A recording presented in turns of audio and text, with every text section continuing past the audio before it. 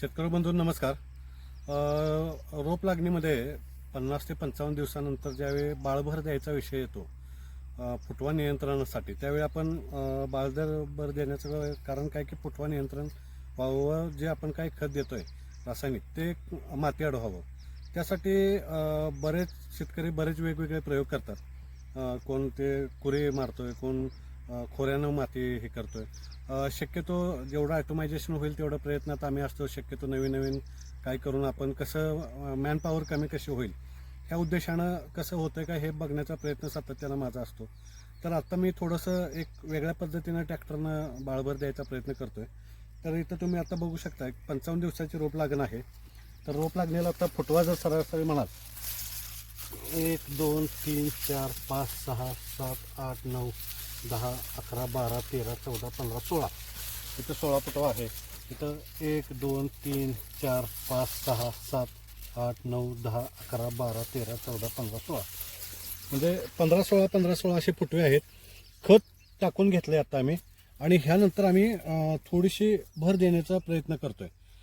तर व्हिडिओ करण्यामागचं कारण हे आहे की अवजार जे आहे, आपण जे काय अवजार ऑटोमायझेशन करतोय त्यामध्ये दोन प्रकारचा फरक पडतोय. एक आपल्याला अपेक्षित अशी माती लागणं त्याला गरजेचं असते, जे आपण उद्देश ठेवून बाळभर देणार आहे, तर तो उद्देश साध्य झाला पाहिजे. त्यासाठी थोडंसं आम्ही वेगवेगळे हे करतोय. तर या दाखव, हा कुबोटा 21 HP चा ट्रॅक्टर आहे. त्याच्यावरती असे फळ लावलेले आहेत नांगर स्वरूपाचे आणि तर ह्याला हे असे दोन फाळ लावलेत. ह्याच्यावरती दगड ठेवलाय म्हणजे वजन वाढावं. जर फक्त तेज लावलं तर वजन होत नाही, ते खाली लागत नाही चांगलं. आता इथं जर म्हणाल, आता इथं हे फुटवा वगैरे आहे, तर इथं किमान एक 3 ते 4 बोटं माती पडल्या इथं. ठीक आहे, सगळी लागवड जे आहे ते फर्टिगेशन आपलं सगळं मोजून गेलेलं आहे. आणि हे दोन्ही रोपांच्या मध्ये हा डिस्टन्स ठेवला आहे आम्ही. आणि ह्याच्यामध्ये हे साईडला घालतोय त्यावेळी काय होतंय की माती ही साईड लागते, इथं सरी पडते पाणी प्यायचं म्हटलं तर. ह्यामध्ये दुसरा एक ऑप्शन आम्ही दोन्हीच्या मध्ये पण घालून बघितलं, तर ते कसं होतंय हे दाखवतो तुम्हाला.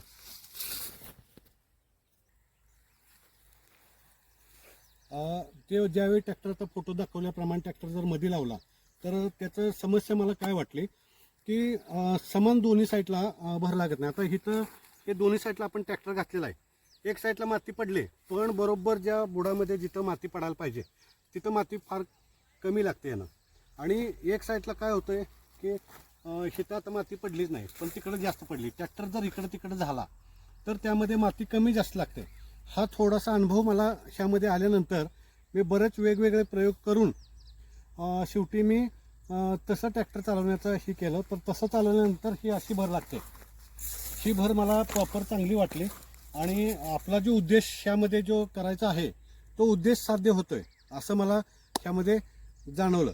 तर असे काहीतरी नवीन नवीन हे करून आपण कसं मॅनपॉवर कमी होते, आता माणसं मिळत नाही आहेत शेतीच्या कामाला, तर आपण कसं वेगवेगळ्या प्रयोगांना आपण ऑटोमायझेशनकडे कसं जाऊ शकतो हे बघून हे कमी त्रासामध्ये चांगलं असं नियोजन करायचं हा प्रयत्न आपण शेतकऱ्यांनी करायला पाहिजे.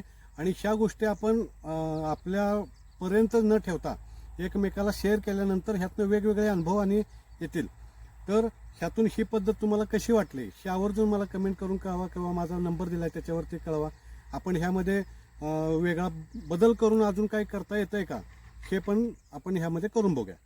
धन्यवाद मित्रांनो.